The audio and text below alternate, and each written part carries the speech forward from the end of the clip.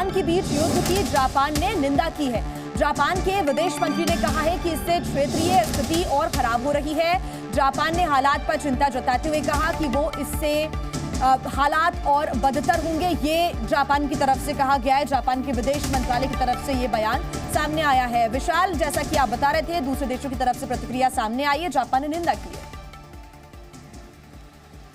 देखिए, बिल्कुल दुनिया के कई देश लगातार इस बात पर चिंता व्यक्त कर रहे हैं कि पश्चिम एशिया में तनाव और ज्यादा नहीं बढ़ना चाहिए, क्योंकि ईरान और इजराइल के बीच अगर युद्ध की शुरुआत होती है तो सिर्फ ये पश्चिम एशिया का हिस्सा ही नहीं प्रभावित होगा, बल्कि दुनिया के कई बड़े देश इससे प्रभावित होंगे। खासतौर पर एनर्जी सेक्टर को अगर हम देख लें तो उस पर सबसे ज्यादा प्रभाव पड़ेगा, क्योंकि जिस तरह से रूस यूक्रेन युद्ध के बाद से लगातार इस एनर्जी सेक्टर पर बहुत बड़ा प्रभाव पड़ा। आने वाले दिनों में अगर इजराइल और ईरान के बीच में युद्ध की शुरुआत होती है तो इसका बुरा असर पड़ सकता है और आने वाले दिनों में ये महंगाई भी और ज्यादा बढ़ती हुई दिखाई पड़ सकती है। क्योंकि जिस तरह से अभी देखिए, कल ही एक खबर आई थी, ईरान ने इजराइल से संबंधित एक कंपनी के जहाज को कैप्चर कर लिया था, जिस पर 17 भारतीय सवार होने की खबर थी। हालांकि भारत कूटनीति के माध्यम से उन भारतीयों की वापसी पर काम कर रहा है, लेकिन यह कहा जा सकता है कि ईरान और इजराइल के बीच में तनाव जितना ज्यादा बढ़ेगा उसका असर पूरी दुनिया पर पड़ेगा और इस बात की संभावना लगातार बहुत सारे जो देश हैं उनकी प्रतिक्रियाएं सामने आ रही हैं। ग्राफिक्स जरिए हम अपने दर्शकों तक वो जानकारी पहुंचा भी रहे हैं।